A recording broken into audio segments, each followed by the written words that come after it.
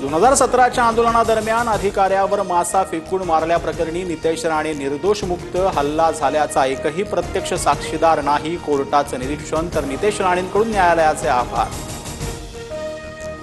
एटीएसनं घातपाती कारवायांचा कट उधळला। भिवंडीतील बोरिवली गावात साकीन नाचनच्या संबंधित ठिकाणी सर्च ऑपरेशन, 2 जण अटकेत, 10 जण ताब्यात, तलवार सुरा, मोबाईल जप्त।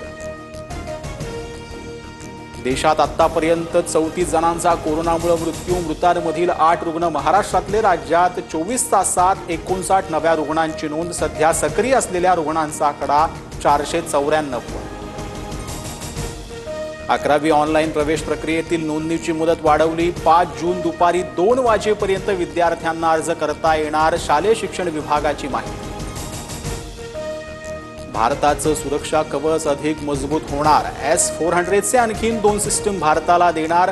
पाकिस्तानचे ड्रोन हल्ले परतवण्यात S-400ची महत्त्वाची भूमिका। दिल्लीत आयकर विभागाचा अधिकारी अशोक कुमार सिंघलच्या घरी सीबीआयचा छापा। सोनं चांदीसह 1 कोटींची रोकड हाती, 45 लाखांची लाच घेताना अटकेत, 14 दिवसांची न्यायालयीन कोठडी।